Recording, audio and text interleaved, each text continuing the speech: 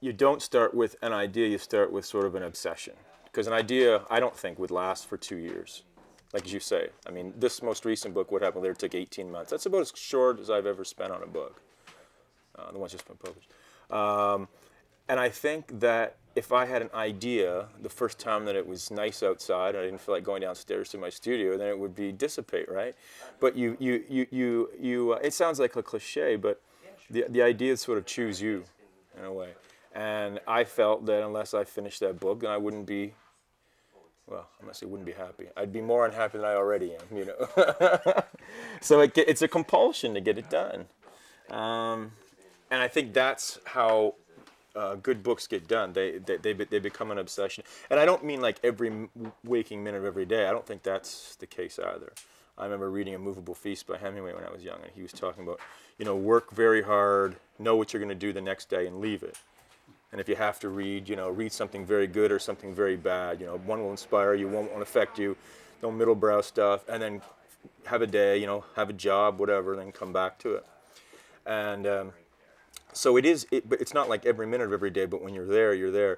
So I suppose that people could pick an idea and sort of dabble at it or whatever. But for me, it becomes, and that's why when you finish your book, there's always a bit of a hangover, you know, like I just finished this book, and you feel elated, like, hey, you know, because the first draft, and then you feel this real emptiness, you know, because you've had a place to go to for 18 months.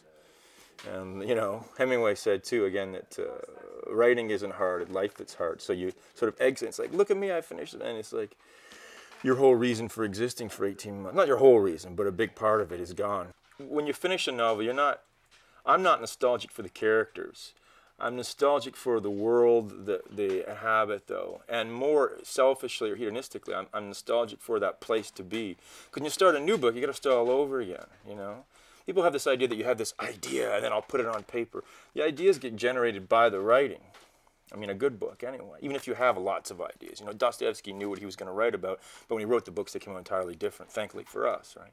Because the books they set out to write were pretty boring. Every book was about defending Mother Russia from the disease of Western Imperialism, Materialism, returning Russia to the Russian Orthodox Church, that Jesus Christ is everyone's personal savior. Thankfully, the novels didn't turn out that way. But when you start writing, you start creating the place, and you have a place to go to. And no matter how bad a day is at your desk, you've always got a place to go to, a place to be. And when you finish the book, there is that euphoria of being free, and then it's like, you know, terrible, terrible freedom, you know. And you don't feel like starting something right away. I mean, I don't think people do, and I think you can tell by their books. But so I try to read big, fat books to sort of chill me out, you know. I don't think that the book changes you as much. I mean, our books are always so much smarter than we are, you know. This is why you don't usually want to meet your favorite writers, right? Because they're not particularly, I mean, yeah, they're fun, but they're not as smart as the books. Like, I think that you change, but it's because, you know, you had a hernia, or you lost your dog and got a new dog, or, you know, your relationship broke up, or you decided to quit drinking aspartame and it changed your way of, you know.